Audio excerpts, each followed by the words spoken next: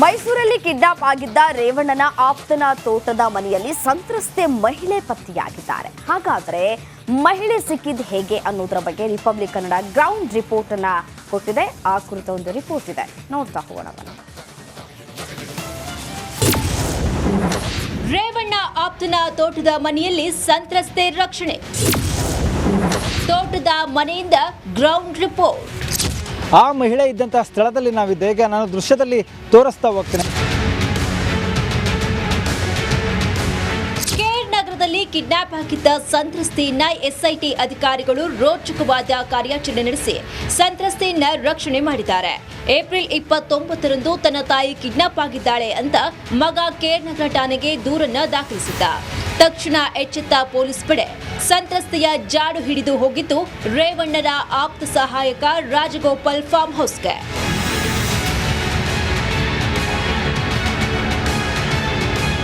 ನಿನ್ನೆ ರೇವಣ್ಣ ಆಪ್ತ ಸಹಾಯಕ ರಾಜಗೋಪಾಲ್ ತೋಟದಲ್ಲಿದ್ದ ಸಂತ್ರಸ್ತ ಮಹಿಳೆಯನ್ನ ರಕ್ಷಣೆ ಮಾಡಲಾಗಿದೆ. ಹುಣಸೂರು ತಾಲೂಕಿನ ಕಾಳೆಹಳ್ಳಿಯಲ್ಲಿರುವ 25 ಎಕರೆ ಪ್ರದೇಶದ ತೋಟಕ್ಕೆ ಪೊಲೀಸರು ದಿಢೀರಂತ ಭೇಟಿ ಕೊಟ್ಟು ಸಂತ್ರಸ್ತ ಮಹಿಳೆಯನ್ನ ರಕ್ಷಣೆಯನ್ನ ಮಾಡಿದ್ದಾರೆ. ಬಳಿಕ ರೇವಣ್ಣ ಆಪ್ತನ ತೋಟದ ಮನೆ ಕೆಲಸಗಾರರಿಗೆ ಪೊಲೀಸರು ಡ್ರಿಲ್ ಮಾಡಿದ್ದಾರೆ. ಎಷ್ಟು ಜನ ಪೊಲೀಸ್ನವರು? ಅವರು ಸುಮಾರು ಒಂದು 45 ಸೀಟ್ ಇದ್ರು ಸರ್. ನೆನ್ನ ಒಂದು 40-50 ಸೀಟ್ ಇದ್ರು. ಸುತ್ತ ರೌಂಡ್ ಹಾಕೊಂಡು ನನಗೆ ವಾಡ್ದು ಮಾಡ್ಬಿಟ್ರು. ಏನು ಮಾತಾಡುವಂತ ನಿಜ ಹೇಳಿ ಅಂತ. ನಿಜ ಹೇಳಿ ಅಂದ್ರೆ ನಿಜ ಇರೋದು ನಿಜನೇ ಹೇಳ್ತೀವಿಲ್ಲ ಸರ್. ನಿಜ ಹೇಳಿದ್ರು ನಿಂಬದೇ ಇರಲ್ಲ. ಇವರು ಲೇಡೀಸ್ ಬಂದಿದ್ದೀರಾ ಏನಂತ ಕೇಳಿದ್ರು ಸರ್ ಲೇಡೀಸ್ ಬಂದಿದ್ರು ಎಲ್ಲೇ ಹೊಂಟೋಗಿರ್ಬೇಕು 5ವರೆಗೆ ಎದ್ದಿ. ಇನ್ನು ರಿಪಬ್ಲಿಕ್ ಕನ್ನಡ ರೇವಣ್ಣನ ಆಪ್ತ ಸಹಾಯಕ ರಾಜಗೋಪಾಲ್ ಫಾರ್ಮ್ ಹೌಸ್ಗೆ ಭೇಟಿ ಕೊಟ್ಟು ಗ್ರೌಂಡ್ ರಿಪೋರ್ಟ್ ನಡೆಸಿದೆ. ಈ ವೇಳೆ ಕೆಲಸಗಾರರನ್ನ ಮಾತನಾಡಿಸಿದಾಗ ಸ್ಫೋಟಕ ವಿಚಾರ ಬಯಲಾಗಿದೆ. ರೂಮಲ್ಲಿ ಯಾವ ರೂಮಲ್ಲಿ ಇದ್ದು ಅಂತ ಗೊತ್ತಿಲ್ಲ ನಮ್ಗೆ. ಅದು ಯಾವಾಗ ಕರ್ಕೊಂಡ್ ಬಂದ್ರು ಅಂತ ಇಸ್ಕೊಂಡಿರೋದು ನಮ್ಗೆ ಗೊತ್ತಿಲ್ಲ. ಬಂದು ಇದ್ರು ನಡಿ ಈಗ ಶುರು ಮಾಡೋಣ.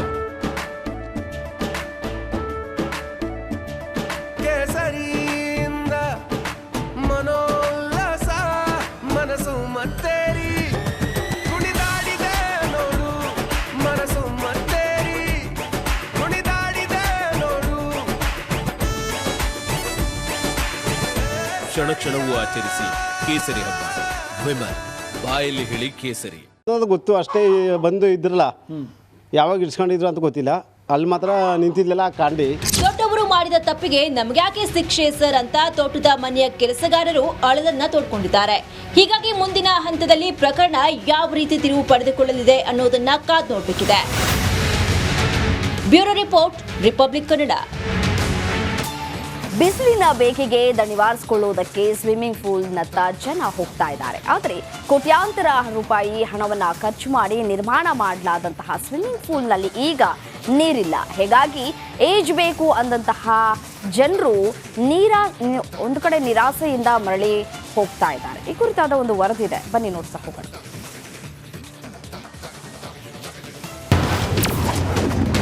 ಬರದ ಎಫೆಕ್ಟ್ಗೆ ಸ್ವಿಮ್ಮಿಂಗ್ ಪೂಲ್ ಬಂದ್. ಬಿಸಿಲಿನಿಂದ ಕಂಗೆಟ್ಟ ಈಜು ಪ್ರಿಯರು.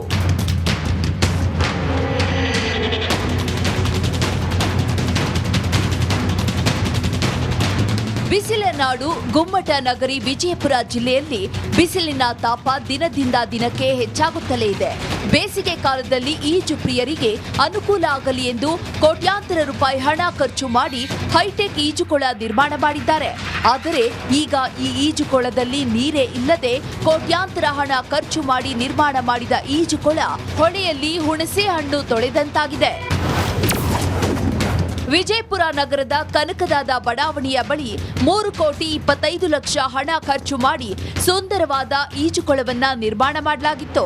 ಇದರಲ್ಲಿ ಯುವಜನ ಮತ್ತು ಕ್ರೀಡಾ ಇಲಾಖೆಯ ಅನುದಾನ 2 ಕೋಟಿ ಹಾಗೂ ಮಹಾನಗರ ಪಾಲಿಕೆಯಿಂದ 1,20,00,000 ವೆಚ್ಚದಲ್ಲಿ 2021ರಲ್ಲಿಯೇ ನಿರ್ಮಾಣ ಮಾಡಿ ಉದ್ಘಾಟನೆಯನ್ನ ಮಾಡಲಾಗಿತ್ತು. ಬಿಜಾಪುರದ ನೀರಿನ ಸಮಸ್ಯೆಯಿಂದಾಗಿ, ಕುಡಿಯೋ ನೀರಿನ ಸಮಸ್ಯೆಯಿಂದಾಗಿ ಈಜುಗೊಳದ ಪ್ರತಿ ವರ್ಷ 2 ವರ್ಷ, ಇದು 3ನೇ ಬೇಸಿಗೆ ಇರುವುದರಿಂದ 2 ವರ್ಷದಿಂದ ಯಾವುದೇ ರೀತಿ ಸಮಸ್ಯೆ ಆಗಿಲ್ಲ. ಈ ರೀತಿ ಬರಗಾಲ ಪರಿಸ್ಥಿತಿಯಿಂದ ಬಿಜಾಪುರ ಜನರಿಗೆ ನೀರಿನ ಕೊರತೆಯಿಂದ ಕುಡಿಯೋ ನೀರನ್ನ ಮೊದಲ ಅದಕ್ಕೆ ಪೂರೈಕೆ ಮಾಡಿ ಆ ನಂತರ ಈಜುಗೊಳಕ್ಕೆ ಪೂರೈಕೆ ಮಾಡಂತ ಮಾನ್ಯ ಜಿಲ್ಲಾಧಿಕಾರಿ DC ಅವರು ಹೇಳಿದ ಪ್ರಕಾರ ಯುವ ಸಬಲೀಕರಣ ಕ್ರೀಡಾ ಇಲಾಖೆ ಈಜುಗೊಳದ ಇದು ಕನಕದಾಸ ಬಡಾವಣೆಯಲ್ಲಿ ನೀರಿನ ಸಮಸ್ಯೆಯಿಂದ ಬಂದಿಡಲಾಗಿದೆ. ಒಟ್ಟಲ್ಲಿ ಆದಷ್ಟು ಬೇಗ ಸಂಬಂಧಪಟ್ಟವರು ಈಜುಕೊಳದಲ್ಲಿ ನೀರಿನ ವ್ಯವಸ್ಥೆಯನ್ನ ಮಾಡಬೇಕು ಎಂಬುದು ಈಜು ಪ್ರಿಯರ ಒತ್ತಾಯವಾಗಿದೆ. ಅರುಣ್ ಹಿಪ್ಪರಗಿ, ರಿಪಬ್ಲಿಕ್ ಕನ್ನಡ, ವಿಜಯಪುರ.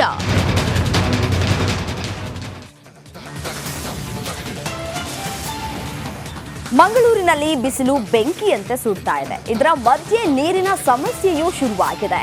ಈ ಸಮಸ್ಯೆಯ ಪರಿಹಾರಕ್ಕೆ ಪಾಲಿಕೆ ಹೊಸ ಪ್ಲಾನ್ ಮಾಡಿದೆ. ಆ ಕುರಿತ ರಿಪೋರ್ಟ್ ಇಲ್ಲಿದೆ.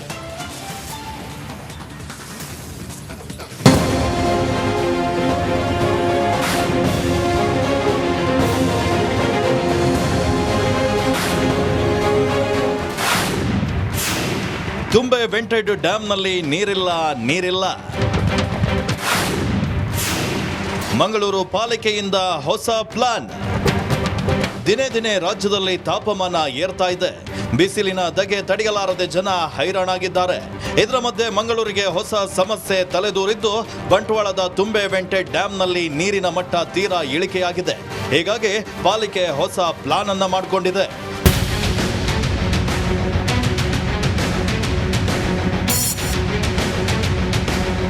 ತುಂಬೆ ವೆಂಟೆಡ್ ಡ್ಯಾಂನಲ್ಲಿ ಸದ್ಯ 4.20 ಮೀಟರ್ ನೀರು ಲಭ್ಯವಿದೆ.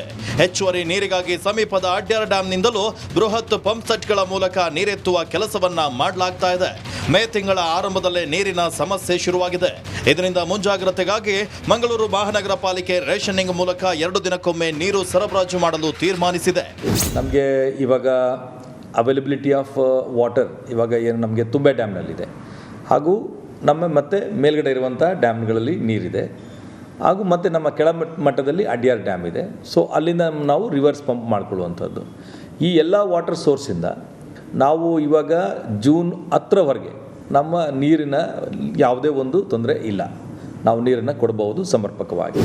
ನೀರು ಪೋಲ್ ಮಾಡುವುದು ಅಥವಾ ದುರ್ಬಳಕೆ ಮಾಡುವುದು ಕಂಡು ಬಂದರೆ ನೀರು ಸರಬರಾಜನ್ನೇ ಸ್ಥಗಿತಗೊಳಿಸುವ ಎಚ್ಚರಿಕೆಯನ್ನು ಕೂಡ ಪಾಲಿಕೆ ರವಾನಿಸಿದೆ. ಕ್ಯಾಮ್ರಾ ಪರ್ಸನ್ ದಿವಾಕರ್ ಜೊತೆ ದಿನೇಶ್ ಕಾಶಿಪಟ್ನ, ರಿಪಬ್ಲಿಕ್ ಕನ್ನಡ, ಮಂಗಳೂರು.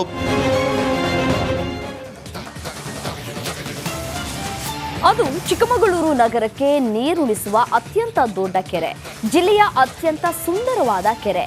ಜನರಿಗೆ ಪ್ರತಿನಿತ್ಯ ನೀರಿನ ದಾಹವನ್ನ ನೀಗಿಸ್ತಾ ಇದ್ದಂತಹ ಕೆರೆ ಈಗ ಬರಿದಾಗಿದೆ.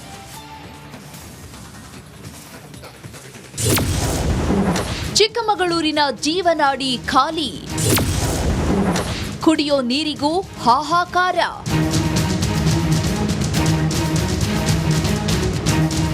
ತುಂಬಿ ತುಳುಕುತ್ತಿದ್ದ ಕೆರೆ ಈಗ ಖಾಲಿಯಾಗಿದೆ. ಕುಡಿಯೋ ನೀರಿಗೂ ತತ್ವಾರ ಶುರುವಾಗಿದೆ. ಹೌದು, ಬರದ ಎಫೆಕ್ಟ್ಗೆ ಚಿಕ್ಕಮಗಳೂರಿನ ಹಿರೇಕೊಳಲೆ ಕೆರೆ ಬತ್ತಿ ಹೋಗಿದೆ. ಮುಳ್ಳಯ್ಯನಗಿರಿ ತಪ್ಪಲಿನಲ್ಲಿರುವ ಅತ್ಯಂತ ಸುಂದರವಾದ ಹಿರೇಕೊಳಲೆ ಕೆರೆ ಇದು ನಗರ ಪ್ರದೇಶದ ನಿವಾಸಿಗಳಿಗೆ ಕುಡಿಯುವ ನೀರಿನ ದಾಹ ನೀಗಿಸಿದೆ. ಆದರೆ ಬರದ ಹೊಡೆತಕ್ಕೆ ಕೆರೆ ಸಂಪೂರ್ಣವಾಗಿ ಖಾಲಿಯಾಗ್ತಿದೆ. ಚಿಕ್ಕಮಗಳೂರಿನ 10ಕ್ಕೂ ಹೆಚ್ಚು ವಾರ್ಡ್ಗಳಿಗೆ ಈ ಕೆರೆ ನೀರಿನ ಮೂಲವಾಗಿತ್ತು.